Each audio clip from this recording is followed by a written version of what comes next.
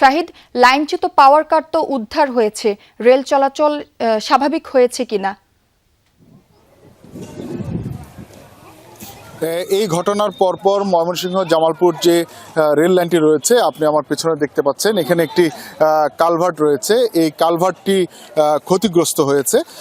যদিও পাওয়ার কার যে লাইনচ্যুত হয়েছিল সেটি উদ্ধার করা হয়েছে, কিন্তু এই মুহূর্তে এখানে যে একটি কালভার্ট আপনি হয়তো দেখতে পাচ্ছেন, এটি হচ্ছে ওই ইটাখলা বাইলেনের পাশে যে এই একটি খাল রয়েছে, সেই খালের উপর দিয়ে এই কালভার্টটি। তো এই কালভার্টটি ক্ষতিগ্রস্ত হওয়ার কারণে এখনো লাইন চলাচল স্বাভাবিক ঘোষণা করেনি রেল কর্তৃপক্ষ। তারা বলছেন কালভার্টটি যাচাই বাছাই করে এবং প্রয়োজনীয় মেরামত শেষে এই লাইনটিকে, জামালপুর ময়মনসিংহ লাইনটি তারা সচলের ঘোষণা দিবেন।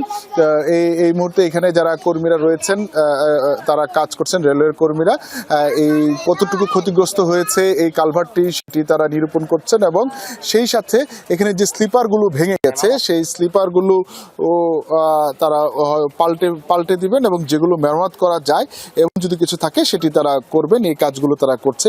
এই কাজ শেষ হওয়ার পর এই রোডে, মানে ময়মনসিংহ জামালপুর রোডে ট্রেন চলাচল স্বাভাবিক হবে কিনা বা কখন হবে সেই বিষয়টি রেল কর্তৃপক্ষ জানাবে। এর আগ পর্যন্ত যে ট্রেনগুলো রয়েছে যেগুলো জামালপুর থেকে ময়মনসিংহের দিকে আসছে বা আসবে, সে বা ময়মনসিংহ থেকে জামালপুরের দিকে যাবে, এই লাইন মেরামত কাজ শেষ না হওয়া পর্যন্ত এই লাইনটিকে সচল হিসেবে তারা ঘোষণা করছেন না। তার পরবর্তীতে যখন সচল হিসেবে ঘোষণা করা হবে, তার পরবর্তীতে এই রোডে স্বাভাবিক যে ট্রেন চলাচল সেটি শুরু হবে। এই মুহূর্তে উদ্ধারকারী যে ট্রেনটি রয়েছে সেটি এই ব্রহ্মপুত্র এক্সপ্রেসকে ট্রেনে ময়মনসিংহ স্টেশনের দিকে নিয়ে গেছে। সেখানে যে বাকি অংশ আছে ট্রেনের সেটি একসাথে করে এটি ঢাকার উদ্দেশ্যে রওনা দিবে।